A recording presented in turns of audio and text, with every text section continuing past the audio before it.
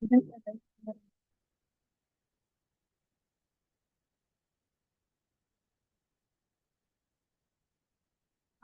warahmatullahi wabarakatuh.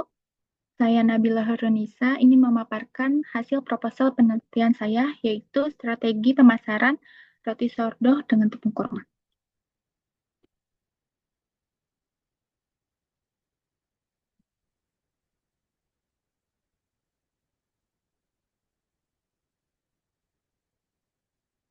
Untuk yang pertama itu adalah latar belakang. Dalam beberapa tahun terakhir, kesadaran masyarakat terhadap pola makanan sehat semakin meningkat.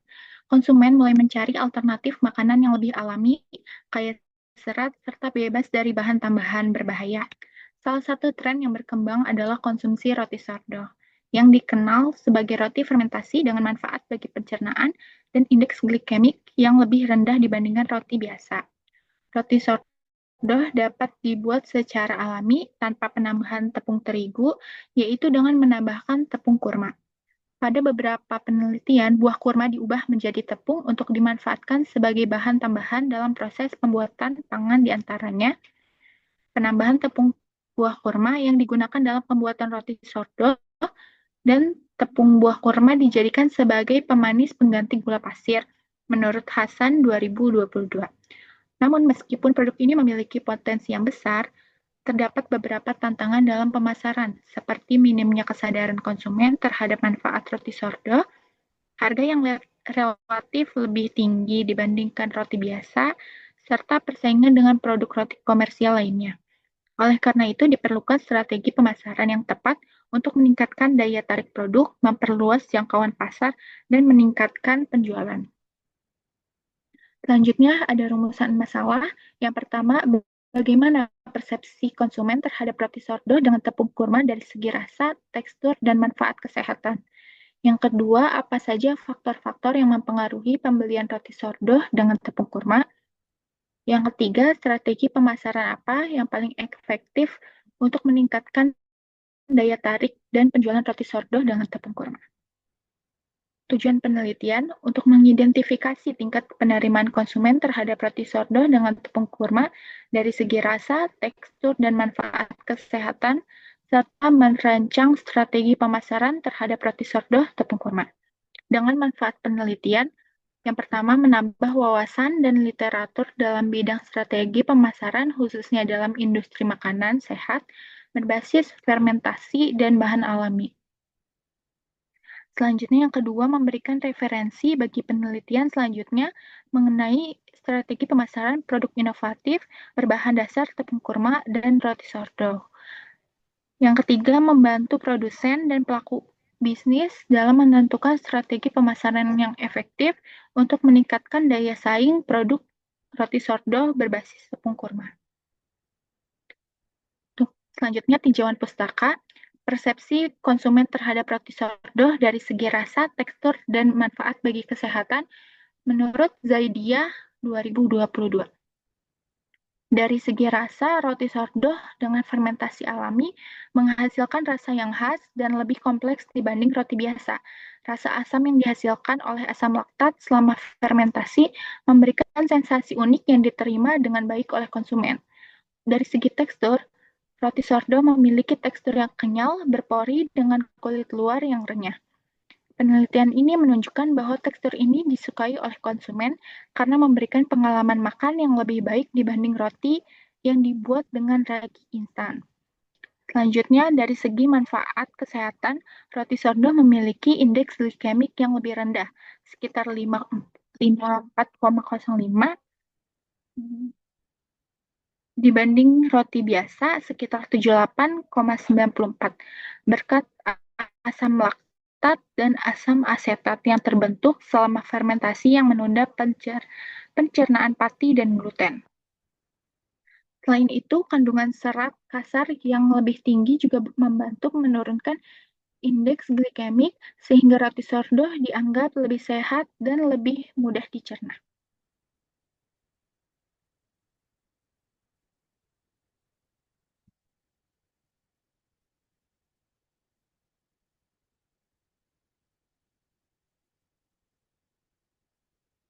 Selanjutnya, faktor yang mempengaruhi penerimaan konsumen.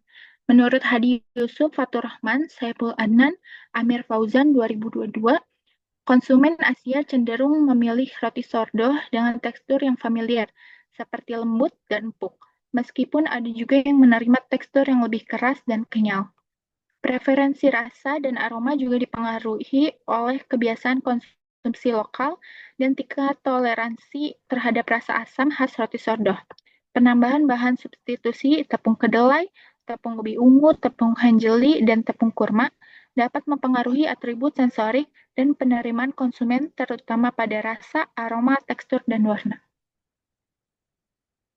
Selanjutnya, strategi pemasaran roti sourdough menurut Dini Rahmawati, Rina Dwi Handayani, Wilma Fauzia 2019, strategi pemasaran dengan menggunakan bauran pemasaran atau marketing mix yang terdiri dari produk, price, place, dan promotion dengan adanya diversifikasi produk roti, penetapan harga yang sesuai dengan kualitas produk, dan promosi yang tepat diharapkan dapat meningkatkan penjualan dan memperluas jangkauan konsumen.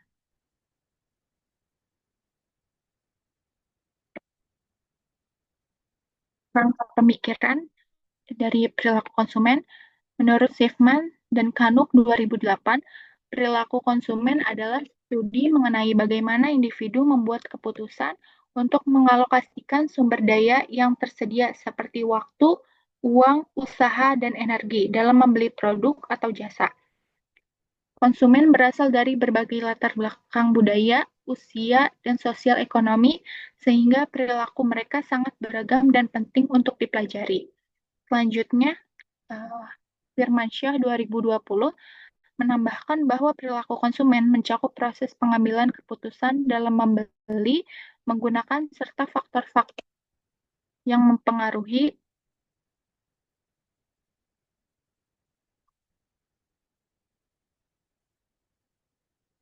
Selanjutnya ada Kotler dan Keller 2016 menyatakan bahwa perilaku konsumen adalah studi tentang bagaimana individu, kelompok, dan organisasi memilih, membeli, menggunakan, dan membuang produk atau jasa untuk memenuhi kebutuhan dan keinginan mereka.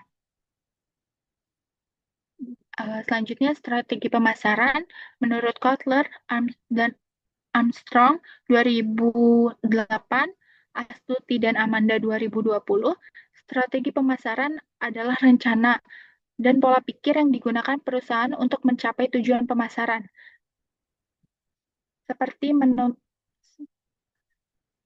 untuk mencapai tujuan pemasaran seperti menentukan pasar sasaran, posisi produk, bauran pemasaran, dan anggaran pemasaran. Menurut John E. Bryan, strategi adalah langkah pola mendasar untuk mencapai sasaran yang direncanakan dengan penyebaran sumber daya dan interaksi dengan pasar, serta faktor lingkungan dan pesaing.